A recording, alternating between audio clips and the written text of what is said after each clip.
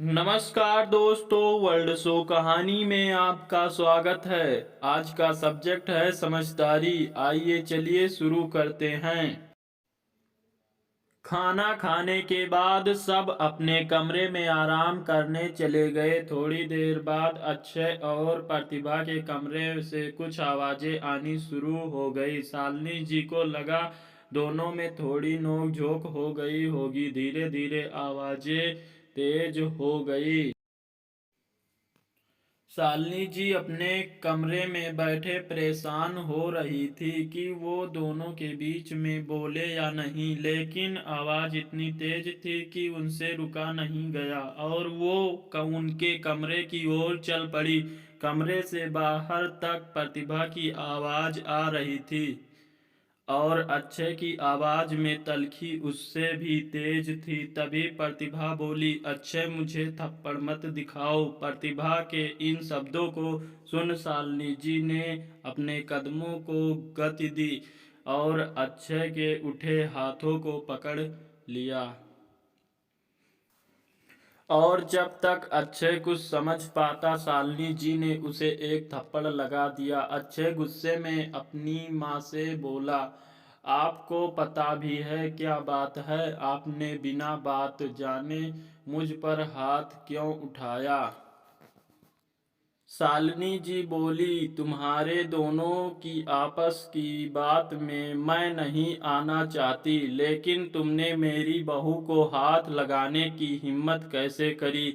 कुछ भी बात हो वो बात करके खत्म हो सकती है। आज तुमने ऐसा करके मेरी परवरिश और मेरे संस्कारों पर उंगली उठा दी।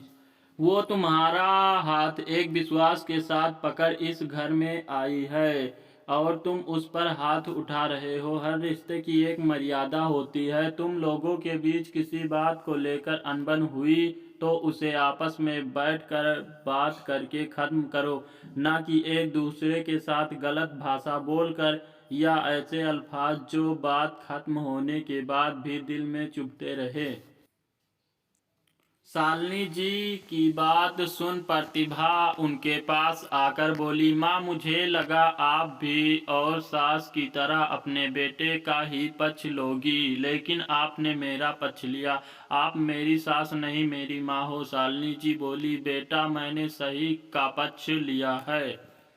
अगर तुम गलत होती तो मैं तुम्हें बोलती, और एक औरत होने के नाते मैं खुद एक औरत के साथ गलत नहीं होता देख सकती, फिर चाहे गलत करने वाला मेरा अपना बेटा क्यों ना हो। शालिनी जी की बात सुन अक्षय शांत हो गया और उसको एहसास हुआ कि वो क्या करने जा रहा था। उसने प्रतिभा से माफी मांगी और अपनी माँ का हाथ पकड़कर उनको शुक्रिया बोला कि आपने मुझे गलत करने से रोक दिया, और सोचने लगा कि प्रतिभा सही ही तो कह रही है कि उसको समय नहीं मिल सका।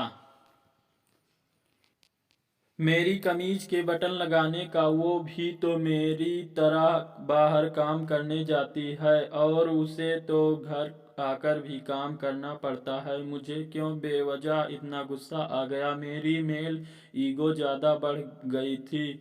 अगर मुझे प्रतिभा ने मना किया तो मैं ये काम माँ से भी कह सकता था। प्रतिभा और माँ से माफी मांगकर अक्षय बाहर पार्क में अपने पिता के पास चला गया। उसके पिता ने कहा, बेटा जिंदगी में कभी भी अपनी बीवी पर हाथ मत उठाना, और आज तो तुम्हें तुम्हारी माँ ने रोक लिया, लेकिन जब हम नहीं रहेंगे तो तुम्हें कौन रोकेगा? अक्षय दोनों हाथ जोड़ते हुए बोला, पिताजी मैं अपनी गलती के लिए बहुत शर्मिंदा हूँ और आपसे वादा करता हूँ कि अब कभी भी ऐसा नहीं होगा और आप दोनों के संस्कारों पर कभी उंगली नहीं उठने दूंगा।